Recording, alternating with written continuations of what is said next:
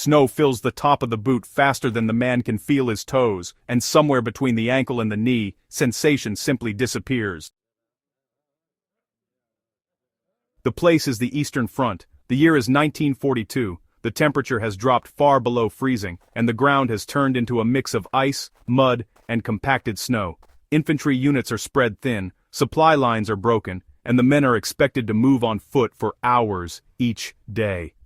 Survival is already unlikely, but what threatens them most is not artillery or small arms fire. It is what is happening inside their boots. Cold injuries are escalating faster than casualties from combat. Frostbite, trench foot, and infected sores are forcing soldiers out of the line in numbers that commanders did not anticipate. Leather boots, once considered durable and reliable, are failing under constant exposure to water and freezing temperatures. When leather absorbs moisture and freezes, it becomes rigid, crushing circulation and trapping cold against the skin. Men who cannot feel their feet cannot march, and men who cannot march do not survive long in this environment. The primary danger is prolonged cold combined with constant moisture. Snow melts during movement and refreezes during rest. Mud seeps through stitching. Sweat has nowhere to escape. The boot becomes a sealed chamber of cold water. Blood flow slows. Tissue begins to die. An infection follows. This is not theoretical. Entire units are being rendered ineffective without firing a shot. The first decision that matters is recognizing that boots are not just footwear, they are survival equipment. Soldiers who survive longest are those who treat leather as a living material that must be maintained daily. This understanding does not come from manuals. It comes from experience, observation, and, honestly, from watching men collapse after ignoring early signs of damage. Near field kitchens and makeshift shelters, soldiers begin heating small tins over low flames. Inside are mixtures of beeswax and rendered animal fat. The wax provides structure, the fat provides flexibility. Heated together, they melt into a thick liquid. Boots are warmed slowly, never placed directly against fire, just close enough so the leather softens. The mixture is rubbed in by hand, pushed into seams and creases, especially around the toe box and heel where water collects first. The leather darkens as it absorbs the treatment. This decision matters because, warmed leather opens its pores. The wax-fat mixture fills those pores, displacing water and slowing future absorption. When the boot cools, the treatment solidifies inside the leather rather than on the surface. The boot remains flexible instead of becoming a frozen shell. Soldiers who repeat this process regularly report fewer cracked soles and less numbness during long marches. There is exhaustion in these moments. Hands shake from cold as men work the mixture into stiff leather. Time spent maintaining boots is time not spent resting, but those who skip this step are the first to suffer injuries that end their ability to move.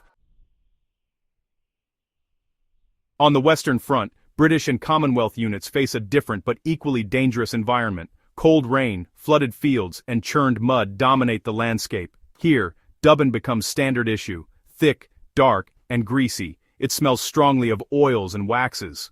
Soldiers apply it liberally, often every evening. The boots never fully dry, but they become resistant enough that water penetration slows significantly.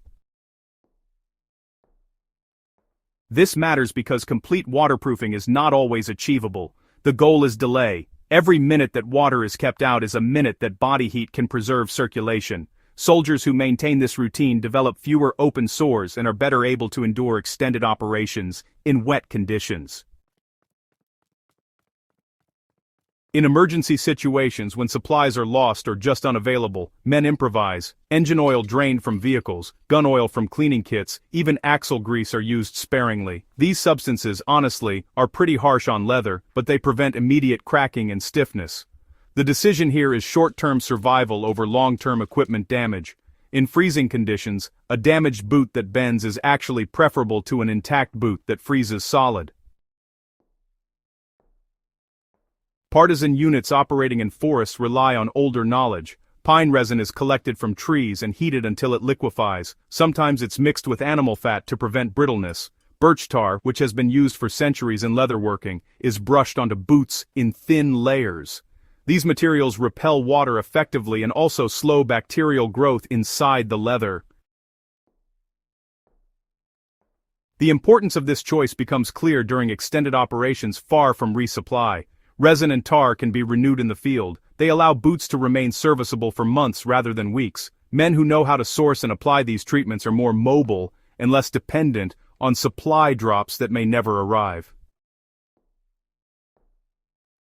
Drying boots is treated as a controlled process. Boots are never placed directly on stoves or fires. Excessive heat hardens leather and destroys stitching. Instead, boots are dried slowly near ambient warmth. Insoles are removed. Feet are aired whenever possible. Once dry, treatments are reapplied immediately. This cycle is repeated relentlessly. This discipline matters because untreated drying leaves leather brittle. Treated drying preserves flexibility. The difference is often measured in whether a man can stand up the next morning without pain. Inside the boot, some soldiers apply light conditioning to reduce sweat absorption. This is done carefully to avoid weakening seams. The goal is not lubrication, but resistance. Less moisture inside the boot means less freezing overnight and less damage to skin. Moments of doubt are, really common. Men remove their boots to find skin that's pale, swollen, or even numb. Some can't feel pain anymore, which honestly is worse. Fear is quiet, but it's always there, constant. Everyone knows that severe frostbite often ends in amputation. The choice to keep caring for boots even when you're just exhausted becomes a choice to protect your own future. In the Ardennes during the winter of 1944, these lessons are, learned all over again. American units, unprepared for such extreme cold, suffer heavily. Improvised boot treatments spread quickly through experience rather than official command. Those who adapt manage to survive longer. Those who do not are evacuated with injuries that, sadly, will never heal properly. Eventually, the fighting moves on. Some men survive the winter. Others, unfortunately, do not. Medical reports confirm what soldiers already knew. Proper foot care and leather treatment drastically reduce cold injuries. These aren't just minor details, they are survival factors, equal to shelter and food. The long-term impact is clear. Post-war militaries revise boot design and maintenance doctrine. Traditional leather treatments continue to be used well into the late 20th century. Even today, modern membranes fail in extreme cold, while treated leather remains predictable and repairable. The lesson is not nostalgia, it is understanding material reality. Leather behaves the same now as it did then. Cold, water, and neglect destroy it. Heat, conditioning, and discipline preserve it. The men who survived understood this not as theory, but as lived experience. This story matters because it shows how survival often depends on small, repeatable decisions made under pressure. It's not really about heroism, it's about attention, care, and respect for equipment that stands between the body and the environment. Near the end of the war, many veterans would say they feared winter more than the enemy, not because winter was dramatic, but because it was relentless. Boots were the first line of defense. Those who maintained them walked home. Those who did not were carried. This knowledge still matters. Anyone who works, travels, or survives in cold and wet environments faces the same physics. Materials have not changed. Human physiology has not changed. What worked then still works now. Remembering these practices honors the reality of those who endured them and preserves lessons that were learned the hard way.